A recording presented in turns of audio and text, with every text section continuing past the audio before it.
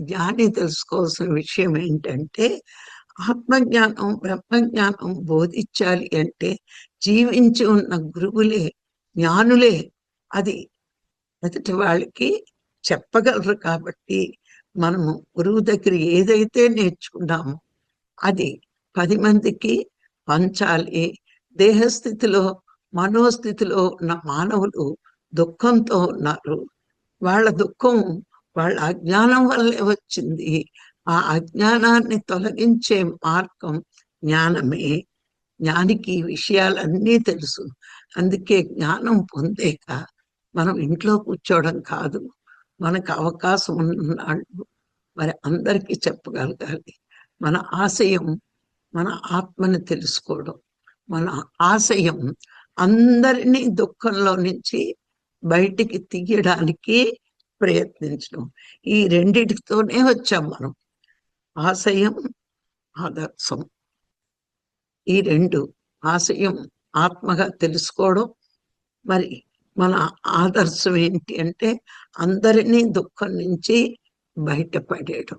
మనం జ్ఞానం పొందుతూ పక్కవాడి జ్ఞానిగా తయారు చేయడం. ఎందుకు తయారు చేయాలి అంటే అజ్ఞానంలో దుఃఖంతో ఉంటాడు మానవుడు, జ్ఞానంతో సంతోషంగా ఆనందంగా జీవిస్తాడు. ఎప్పుడైతే మానవుడు సంతోషంగా, సుఖంగా, ఆనందంగా జీవిస్తాడో ప్రపంచం ఎప్పుడు శాంతిగా ఉంటుంది.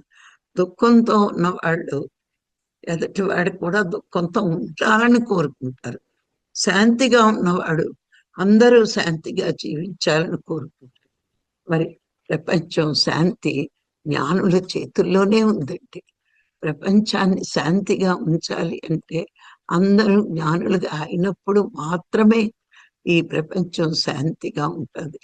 మరి ఇటువంటి ఆశయంతో, ఆదర్శంతో మానవ జన్మ తీసుకుని వచ్చిన మనందరం ఈరోజు పత్రికారి శిష్యులు ఎవరైతే ఉన్నారో ధ్యానం చేస్తూ జ్ఞానం పెంచుకోవడానికి ఎవరైతే ముందుకు వస్తున్నారో వాళ్ళంతా తన ఆత్మని తెలుసుకోవాలనే ఆశయంతో, అందరూ బాగుండాలనే ఆదర్శంతో మనందరం వచ్చాం.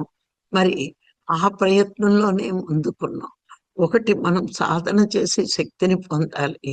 స్వాధ్యాయం గురువు దగ్గర నేర్చుకుంటూ జ్ఞానం పెంచుకోవాలి. మరి పంచాలన్నా శక్తి కావాలి. మరి ఏ పని చెయ్యాలన్నా మనకి శక్తి కావాలి. ఆ శక్తి సాధన ద్వారా వస్తుంది.